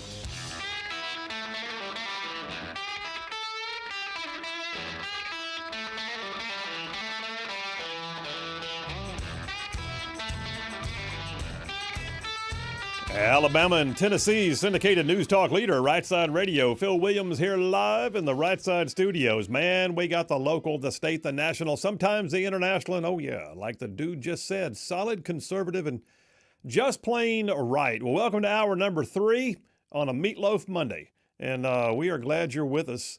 So we've talked most of the time here about right-sizing government. We had a great conversation with U.S. Senator Tommy Tuberville. A moment ago, I sort of told you a little bit about what it was like trying to right-size and streamline the Alabama government, but we never went in there and just lopped off heads. You know, we did some consolidations, we did some things that raised some eyebrows, but we did it in a way we thought was judicious and pretty much with a mandate. One of the things that's happening right now is this weird dynamic we've got where the governor's office seems to be at war with our Alabama Department of Veterans Affairs. And you may recall we had Admiral Kent Davis, who's the former director of ADVA, on the air last week. Senate Bill 67 flew out of the Senate unexpectedly a few days ago, and it was in what I would call a procedural chicanery, as they got that thing called up out of order while the Ainsworth was not in the seat and called it up to call the chair and ran that thing through. And now it's going to the House. Senate Bill 67 changes everything. And we're going to talk to someone who's been tracking this and working the issue and working against that bill. And that's my friend Becky Garretson. Becky Garretson is the executive director for Eagle Forum of Alabama, a solid conservative group who has been in the fight for years.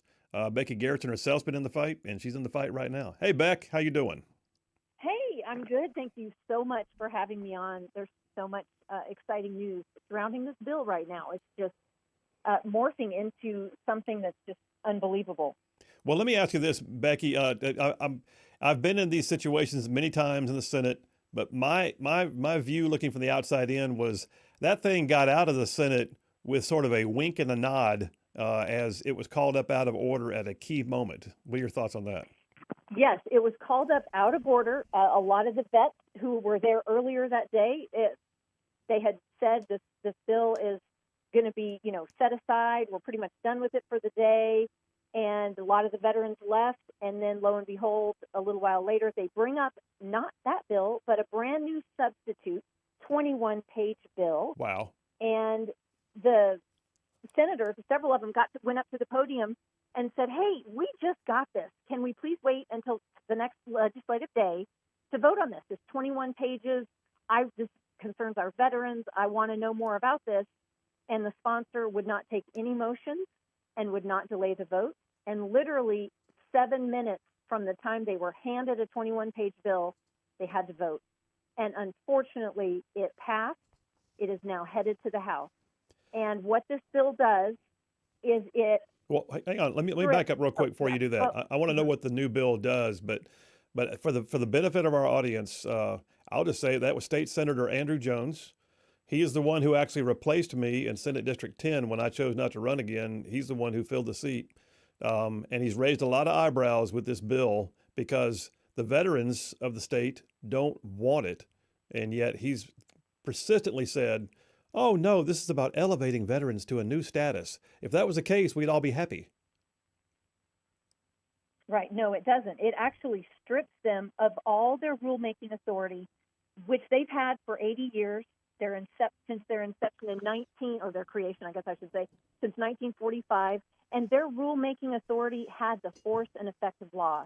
Well, bye-bye. That's all gone, stripped away. They are now advisory only. The board used to choose the commissioner for the Department of Veterans Affairs, and now this bill gives the governor sole authority to appoint whoever she wants, does not need approval of the board anymore, and then it also removes the board's oversight and accountability of that commissioner. Currently, the commissioner can't do a lot of things without approval of the board. The budget has to be approved, all policies, initiatives that regarding veterans have to be approved by the board, and all of that is struck out, and the commissioner now basically gets to run it all with no oversight. Well, so I've heard that, and I actually saw a sheet you sent me, a talking point sheet about what the bill does and does not do, and my question is, what good is the board now? Is the board just is window dressing nothing. now? It's window dressing completely. It has no authority. Now it can recommend, it can advise, but it used to say must approve with permission. All of that is gone now. It's completely advisory only. But it gets worse. Here's what's the latest for tomorrow. Okay. The veterans have been up in arms about this bill since the original bill was introduced several weeks ago. All right. But now they're more mad because of the way this went down in the Senate. So they were planning to meet tomorrow on the State House steps at 11:30. Okay. It's been talked about all weekend long. Well, there's two organizers. They each got a call from the governor's office, and the governor's office person told them that if you conduct this rally and you go through with this, we have 7 police units on duty ready to arrest you. Well, whoa, hang on a second. I have been there. I've spoken at some of those rallies. I've been there before. I mean, these things. This is the State House. This is the people's house. Right. This is, and the steps of the State House are where you hold rallies. That's what it's tradition there. I mean, I've been there for pro-life days. I've been there for school choice days. I've been there for, and then I've watched the the opposite side of things too. The anti-immigration bill rallies and whatever else, the teachers union rallies. And you're saying that these veterans are being told, who called them? I want to know who called them. Do you know? Yes. Her name. Ooh, I'm going to have to look at my phone. Hang on one second. All right. Her name is Denise. Okay. And Denise called from the governor's office and said, you'll be arrested if you dare protest on the steps of the State House. Denise McClary. Denise McClary. Okay. So Denise McClary does not know her job, but I assume she was acting on orders. That's the assumption. Yeah, I'm sure. I can't imagine she would willy-nilly go off and do that. I mean, I'm assuming because of the way this bill has moved and just the aura around this bill, I believe this came from higher up. And so Troy Carrico is one of the organizers, and he's the one that got the phone call. I just texted him and said, listen to Phil's show and call in as soon as I'm done, so that you can get the word straight from him. But yeah, hey, Troy, 833-687-4448. That's the number. Becky, what's the governor's office scared of, by the way? Well, I think they must be feeling threatened that this isn't going where they want it to go. This bill is in the House committee this week, and I have called for a public hearing. Okay. Because it's a completely different bill. There was a public hearing last week on the original bill, but this is a completely different bill. Okay. The veterans and the public need to have the ability to speak to the committee members. Whether they like it or not, they need to be able to have that opportunity. I have not received confirmation that the public hearing is a go, but there's no reason that it should not be. The public is allowed to do that, and I've done it within the proper time frame. So there'll be a big stink about that if we don't get the public hearing. But this just shows how we are getting away from checks and balances, from accountability. We can see by the manner, the way this bill is moving, where it's going. And I'll tell you what, as a military wife, Air Force wife, that's right. I don't want our Department of Veterans to go like this. I want accountability. I want things in place that are going to protect veterans. I don't want this secrecy. I don't want arm twisting. I want accountability and I want transparency, and this is not what we're getting. And I think this is only a taste of what is to come if this bill is passed. Well, the bill's in the House now, and like you said, it's going to committee. I did see an article from 1819 News came out just over the weekend that says House Speaker Ledbetter says, the bill appears to be moving and is probably going to pass pretty much in its current form. So basically, it sounds like they're already acquiescing in the House to this bill. Right. Well, hopefully what's happening right now will make them think twice. Well, if the governor's office is literally threatening people to quell their First Amendment rights, to show up at the State House and make their voices heard, especially a group of veterans who have, no one's going to show up there and be raucous, rowdy, or unruly. Right. They're going to show up and stand there with a microphone and say, we want accountability, we want transparency, and they're going to walk in the door and meet with their elected officials, and that's what you're supposed to be able to do. Right, and these are the people that have stood up for us throughout the ages to give us this right. And now you are actually threatening them that they cannot speak what they want. You know, they can't speak their mind on a bill that they don't like. Yeah, that's ridiculous. That is ridiculous. And I also look at this too, Becky. Here's one of the things that I look at and go, wow, what in the world? This was not an organization that appeared to be broken. We don't have a long history of, you know, people getting called on the carpet or finding the audits being failed or you know, some corruption in the office. We're not watching that happen. In fact, it's pretty much been a seamless operation for a long, long time, and now all of a sudden, apparently, it needs to get broken. Yep. I don't get it. I'm still just shaking my head. You know, if people want to say that, you know, health care isn't good in Alabama for veterans, that's the federal VA. That is run by a bunch of bureaucrats that have been appointed. That's not run by veterans. The Alabama Veterans Department is amazing. They're doing great work. They just opened up, you know, a new veterans home. Yeah. On budget, on time. They are number one in the nation on, I think I said this earlier, you know, on efficiency and the satisfaction of doing these claims. But that's just not good enough. There needs to be a power grab, and it needs to stop. Okay, so what do you know? What time is the protest supposed to be, and what time is the public hearing of the bill supposed to be, and where, if people want to come? Okay, tomorrow is the rally at 11:30 on the State House steps, and if they kick us off the steps, then we'll be on the sidewalk right next to the steps. There you go.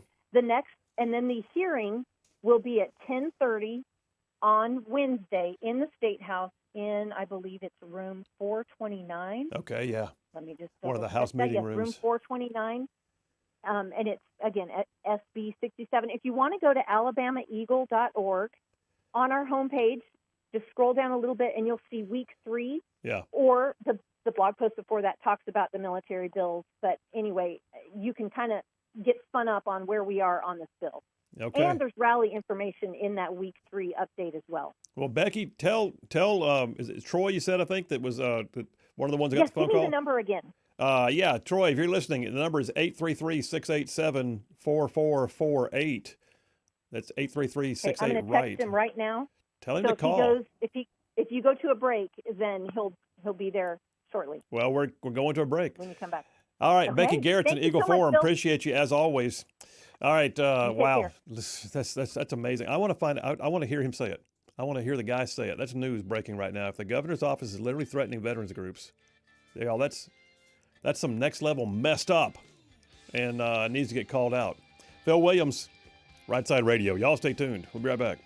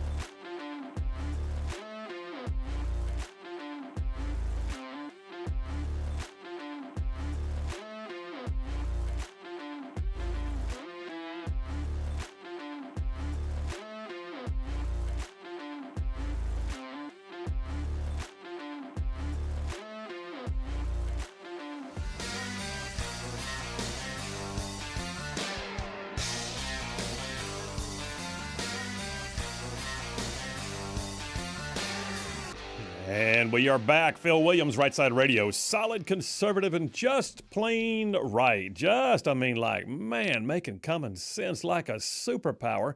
All right, we're going back to the phones, and we just had that conversation with Becky Garrettson from the Eagle Forum, and she let me know that several of the veterans groups claimed that they got the wave off today from the governor's office about daring to come down and have their First Amendment rights exercised at the State House.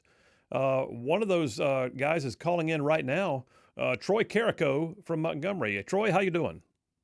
I'm good, Phil. How are you today? I'm good. Thanks for your service. I assume you're a veteran? Yes, sir. 23 years in the U.S. Army and 5 combat tours, so been there and done it, and pretty spit nails mad. Yeah, well, rightfully so, man. By the way, thanks for your service. I'm an Army guy myself, but cool. Let me just ask you real quick, because we only got about 4 minutes for the break. So you guys are going down there to talk about this bill, Senate Bill 67, with the restructuring of the Veterans Affairs. What was this call you got today from the governor's office? So, all right. So, let's just to put it into context. This started as a result of not just that bill, but the other bill that just recently passed the Senate, and we've got a group here. It's Alabama Veteran Nation, and it's starting to form, and we have taken up the sword, if you will, Phil. Utopian, draconian dictatorship under Governor Ivey we're living in. It blows my mind. And so what we did today is we were in the final stages of this rally. It's a rally, not a protest, a rally. And we have hundreds of people from around the state coming to have their voices heard tomorrow at 11:30 at 11 Union Street down at the State House. Which happens all the time at the State House, by the way. It happens all the time. Well, right. Becky, I think Becky's on with you. Becky's done it before and had no problem. So have I. I'm a former state senator. I've done it many times. By the way, we have a minute and a half to 2 minutes. And Phil, so here's what happened today. And listen, and Becky, if you're on with this right now, are you? No, she's not. But hey. Okay, well, let me share this with you. So after I spoke with Becky, I started thinking about what this call meant and who it was. And the name was given as Denise McLary from the governor's office. But she utilized a phone number I recognized from a former chief of security for the state Senate Velvet Jackets. And her name was Miss Gordine. She called me today at 1200 hours, Bill. Said, hey, I understand you're going to be doing a rally. I know you don't have a permit. And I explained the reason we don't have a permit, Phil, is because they ramrodded this through the Senate, and we now are playing catch-up, and we got to do something about having our voices heard before this goes away. So we don't have the 21-day limit. She said, no problem. I want to let you know that if you get with me in the morning tomorrow and ask for me, I will help shepherd you through, and we'll get you where you need to be and out of the way of ingress, egress, not blocking traffic, and it'll be okay. Well, 2 hours later, Ashley Combs, my other coordinator, got a call from that number, but it wasn't Miss Gordine. It was Miss Denise McLary from the governor's office saying there are 7 armed units. We have state police on call. The minute you show up there, you will be arrested. Wow. And so I called back Gordine today at 1600 and said, "What? Look, I thought we had an understanding, Miss Gordine." She goes, "What are you talking about?" I said, "Well, this happened today at about 2:30 coming from your governor's office to your number." She goes, "I have no idea how that could be, and it wasn't me." She said, "You show up tomorrow, be there, and I will help you get through the process." So, Phil, we've gone as far as getting ACLU involved. Get them out there to watch what's going to happen tomorrow, man. Well, listen, man, we are going to a break right now. Got no choice because it's a hard break at the bottom of the hour. If you want to hang on, we got about a 4-minute break. If you're welcome to hang on. I want to take it a little bit further if you can. Can you do that? Absolutely. I'd be happy to answer any questions. And I appreciate you spotlighting. All right, Troy from Veteran Nation looking to just exercise First Amendment rights at the state capitol tomorrow. Wow. All right, Phil Williams, Rightside Radio. Y'all stay tuned. We'll be right back.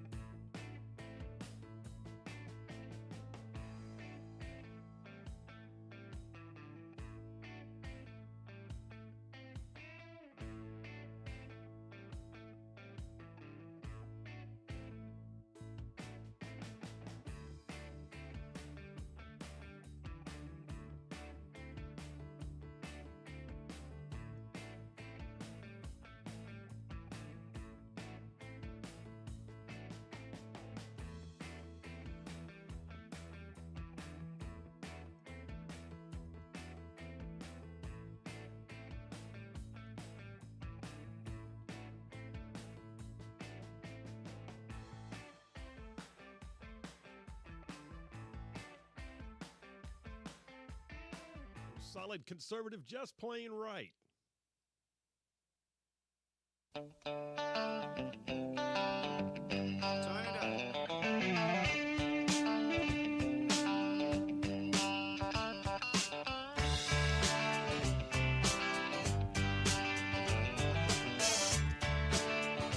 And we are back. Phil Williams, Rightside Radio, solid conservative and just plain right. Covering down on some major ground across the southeast U.S. of A. Y'all, I'm talking about this show. This show goes from Huntsville back over to Chattanooga and from Tuscaloosa back over to Gadsden, all the way down to that prettiest little town on the plains called Auburn, and even big old patches of Georgia and Mississippi all thrown in just for good measure. All right, I'm going back to the phones right now with Troy Carrico from Veteran Nation. They've been helping coordinate the pushback against this Senate Bill 67 that restructures the Alabama Department of Veterans Affairs completely. Really, in essence, it seems to strip veterans of having a say in what happens with veterans issues. Now, Troy, you're still on the line right now. By the way, thanks for your service again. And we talked during the off-air time, and you're a former Ranger Regiment guy, so I appreciate that. Rangers lead the way. I appreciate you being a Ranger. It takes one to know one. So absolutely, man. Well, listen, just to recap real quick. So you guys were planning, coordinating, and drawing people together there to exercise your First Amendment rights on the State House steps. You were told it was all clear, and then suddenly you got a phone call saying, "Don't you dare show up. Governor's office says we'll have you arrested." Right? That is correct. And let me back up just a little bit about the context of why we're doing this. All right. You talk about the House bill and the Senate bill. Here's the deal. What we're concerned about with Veteran Nation and with Admiral Kent Davis's illegal removal from the Supreme Executive Powers Clause that Governor Poison Ivy has tried to wage on him, is it comes down to one thing. There is the narrative that's being told, Phil, about these bills is just not true.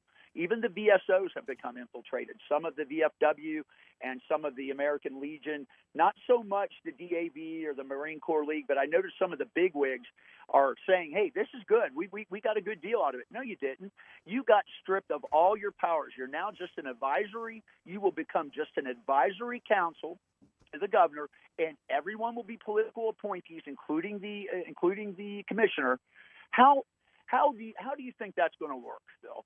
Let me get this right. So Bubba over here, my brother-in-law, I'm going to put him on the council, on the board. And hey, we got a contract for a new cemetery going in. How do you think political appointees are going to do that? They're going to profit from it. The veterans will lose their voice and they'll lose their advocacy. Well, and I think that's the biggest concern is we lose our voice and lose our advocacy in an organization that did not appear to have anything broken, now being told it's broken, they got to fix it. Will Ainsworth, sir, not to interrupt you, you just hit the nail on the head, and I just want to share something with you. Will Ainsworth has quietly been in support of what's been going on up here. In fact, he's supposed to speak tomorrow. I'd like to see if they're going to arrest Will tomorrow. I don't know how that'll go down, but I wanted to share with you. His big thing was, hey, this has been working for 80 years. Phil, this came around in 1946 after World War II for our veterans. It's been working fine. Why are we fixing it now? Well, so there you go. Now, listen, so having had this phone call today, what's going to happen tomorrow? Are y'all going? Oh, yeah. Come on, man. I'm a Ranger. Listen, no, there's no bars that can hold me. You know. Square your shoulders up to the target and put that sappy plate where it can work the best. That's man, right. Bring it. You know what? I faced down a lot worse than that. And the thing is, no, we are, and we think that this is the consensus. We've got Major General Summerall speaking, former Adjutant General of the state of Alabama for many years here. You probably know him. He's a great American. We got Admiral Kent Davis speaking. We've got Sergeant Major Brian Battaglia, one of my favorite Americans. Oh, wow. From down Savick Way. Yeah, great American. Yeah. And just we've got a great group of people speaking. And what we're going to do is this. We're going to go there, and I'm going to go right up to the Chief of Security that's given me her information, and I'm going to say, tell us where we need to be. We'll be dressed. We won't interfere. And by God, our voices are going to be heard, Phil. And there's that other side of me, Phil, that's the feisty side of me that says, you go ahead and try to arrest these veterans. We got a 90-year-old World War II veteran up there. He's a great man, was in the Battle of the Bulge, lucid as can be. He's going to be there. I'd love to see them try that. It wouldn't go well with the media. Well, I think, there are some groups that might take that phone call and be scared. This is the group that I don't think when they made that phone call, they knew what was up. But listen, Troy, just know you've got the phone number now, and call the show when you feel like it, and let's have you back on again sometime soon. I'd love to get a recap of tomorrow. How about I do this, Bill? How about I do this? If I'm in jail, I'll call you on the show. You'll be my one call, and then you can get with the team down here and get me bailed out. If not, I will call you successfully after the show tomorrow about this time and give you a full report. Well, not only that, I'm also an attorney, so there may be some pro bono legal work. Who knows? All right, man. Listen, Rangers lead the way. We appreciate you, Troy, and we'll talk again sometime soon. All right? Thank you. Hey, thank you for all you do, brother. I'll be in touch soon. Thanks, man. Bye. Wow, that was animated. I'm fired up. I'm ready to go like hunt a bear with a switch. Just saying. So I don't know what's going to happen. This is and I actually had somebody text me a moment ago and said they don't know if that story's real. I'm thinking, well, the guys on the air talking about it right now sounds pretty real to me. I don't know why they would lie about that. I mean, that's just me though. But yeah. And by the way, if you were going to lie, you'd say we don't know who it was, but somebody said they were no, they named names. So you know what? I say we just track down the name of the person and find out, did Denise McClary call?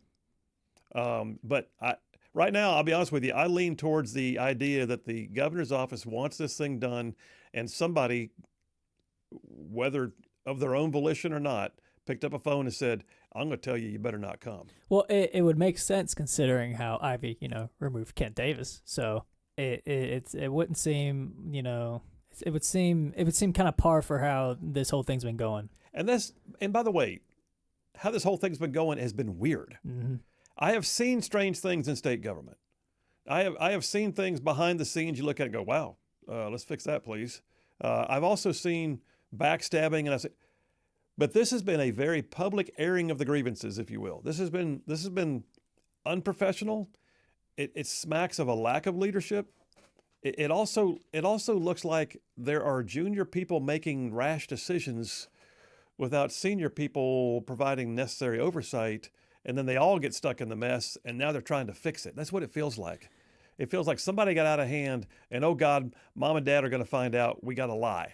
Yeah. That's where we are. And it's just adding to reasons to be concerned because either A, like you said, it's Kay Ivy's lack of leadership, and she's got people below her who are going rogue and doing their own thing, or it's Kay Ivy being a bitter, petty old governor, and either one is bad. Either scenarios that are going on here are bad. So don't beat around the bush. Tell me how you feel. I mean, that's that's how it is. It's one or the other, and both are bad. So I can look at your text message real quick. Mike from Arab said, "What's the name of the bill?" The bill is Senate Bill 67. It's Senate Bill 67. Mike, you're an Arab. That means your state senator may very well be, I'm trying to think who's there. That might be Arthur Orr. I'm not positive. But it's already out of the Senate. I don't know who your House delegation member is in Arab, but you can still call them and tell them this is a bad bill. You don't want it. By the way, how is this passing? Like, I'm just kind of surprised it has enough support to pass. I mean, the Senate. I feel like, I don't know. It just seems like a very unpopular bill. It was okay. So there's several things that can happen. Here's the thing. In the Senate, there's only 35 members. Things are done by roll call vote, right? Never walk out of the room and leave your name on the roll. There's a procedure that we use, and I don't mind it. It just that sometimes it can get abused. It's called using the previous roll. And that's when things are going on, things are crazy. You just voted on a bill. It passed, like 25-10. Everybody's good with it. The next bill comes up. It's non-controversial. And you get up and you say, Mr. President, I move final passage of the bill using the previous roll without objection. And all that means is they'll look around the room. They'll say, use the previous roll without objection. If nobody objects, they just go ahead and use the names from the last one on the next one. Well, if you're not careful, you can be out of the room and find out you voted on a bill you didn't mean to vote I learned my lesson the hard way on one of those. I think it was a local bill, so it wasn't a big statewide thing. But every time that I had to leave the room at that point, I'd leave the Senate chamber for some reason to meet a constituent or whatever, I would walk up to the clerk and I'd say, please take my name off the roll. And they would. That way, there's no way in the world I get caught. I had one time where I had to go up and say, it was a Second Amendment bill. And they had me voting no against a Second Amendment issue. And I went up and I said, by God, I told you take my name off the roll. You correct that roll right now. And because I was not going to be on the record voting against the Second Amendment. All right, all that to say, using the previous roll is just a procedural thing that is allowed by the rules of the Senate, except that it can be abused. I don't know for a fact, but what I think happened in this case is that there were people who were not in the room, some of whom probably chose to do what we called taking a walk, which I never did, but I hated it when people do that. Oh, it's a scary bill. I don't want to be on the record at all. I'm just going to take a walk. Okay. Cowards. They didn't send you down there to take walks. That's right. Lieutenant Governor Ainsworth, who's opposed to the bill, had actually, and this has to happen because the guy's got to use the restroom or whatever, he had taken a break. A Democrat was holding the chair temporarily. As the Democrat is holding the chair with the gavel, Senator Jones goes up and asks for his bill to be called up at the call of the chair, out of order. The chair, Democrat sitting in it, agrees, allows it to be called up. He drops a sub on top of it that's 21 pages long that no one had seen, and I think got it passed with the previous roll. And it's just all kinds of messed up. It's all kinds of messed up. That's the only time you do stuff like that as a professional courtesy is on non-controversial bills. This thing, we've all agreed, we just had a conference meeting, everybody's good with it. Mr. President, I'd like to call this bill up out of order without objection. It's done. Pass it using previous roll. Everybody agreed. Nobody fusses. This was a controversial bill. And that probably means they knew it was not going to get passed unless they did that. So, that being said, wow. Jim from Gunnersville says West Kitchens is Marshall County. Okay, so he's Marshall County. Great. All right. That would be the Arab area. Chris from Gadsden checking in saying, are you saying someone in Montgomery and state government is doing something stupid? Say it ain't so. I'd love to say it ain't so, but it's so. Mike from Arab says, also, Phil, what is the veterans organization that was a group that calls themselves Veterans Nation that is helping organize the protests? So I think there's a variety of VSOs, veteran service organizations like MOA, VFW, American Legion. All of them have a say in the ADVA's structure. And this is a collaborative effort of all of those to go down there and gather and protest. By the way, we had a couple comments on the live stream talking about this. Said, this is from Charles Kiplinger on Facebook, said the North Central Alabama Republican Assembly has put out a call to action asking for SB 67 to be dead on arrival in committee. Our vets deserve better. And we have another comment from David Cosgrove on Facebook as well. It said, it's like he's pushing big buttons just to see what they do. Wow. This one's got some legs, man. This one's got legs on both sides of the aisle. Shag Nasty, the atheist, checking in. What you got there, Shag Nasty? He says, the history impaired would be well advised to read about Hoover's bonus army. Okay. Okay. There's a story behind that I don't know, but okay. And then he also takes issue with me saying that God allows for leadership to be elected. He said, it ain't about God. It ain't about country. It ain't about thank you for your service. It ain't about freedom. In Sunday school, it's about kissing Trump's backside 24/7. Y'all seem to be slow in understanding that. Shag Nasty, you are such a bitter person, and you are so in the minority right now. Bless your heart. Jeff from Indiana says, Phil, this is how the governor acts when she's a lame duck. If she's notified of this, she should be chiming in. Brand new in the text lines. This is mean, but doesn't tell us who they are. Tell us who you are, where you're from. I guess we'll get back to that in a minute. Something about why has everything got to go to Huntsville? That makes Huntsville an inviting target, they say. Tell us who you are, where you're from. You know what? Everything's a target if you get down to it. All right, we're taking a break right now. Whoa, I ran long. Taking a break, coming right back. Going to wrap it up. More text messages. Holy cow. What a show. Phil Williams, Rightside Radio. Y'all stay tuned. We'll be right back.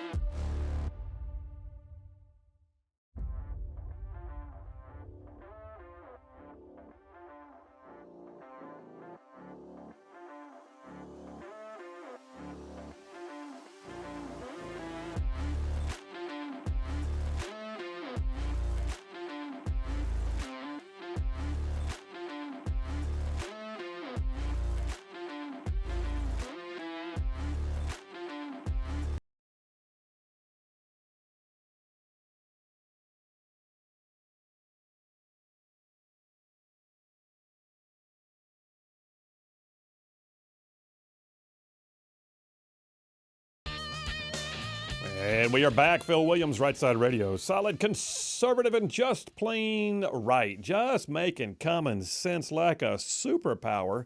Yeah, that one stirred things up. I'm anxious to hear how things go tomorrow and whether or not we're going to wind up seeing any kind of sparks fly.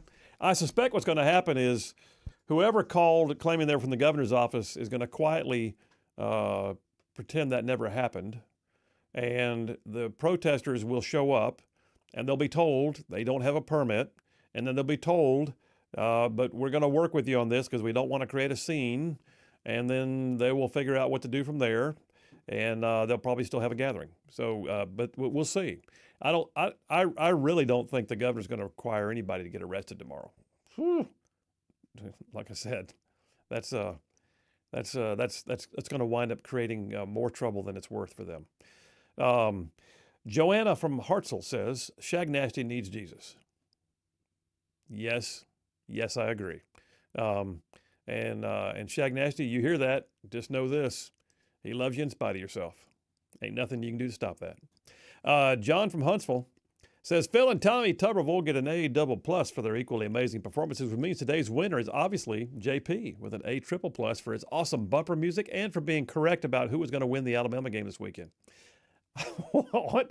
That's okay. Now you're mixing. Now you're mixing there, John. You're mixing. You can't bring in what happened over the weekend and make that part of today's grades. John thought Kentucky was going to kill Alabama, so I'll just say that. He says, by the way, at JP, I still have Duke winning the March Madness tournament.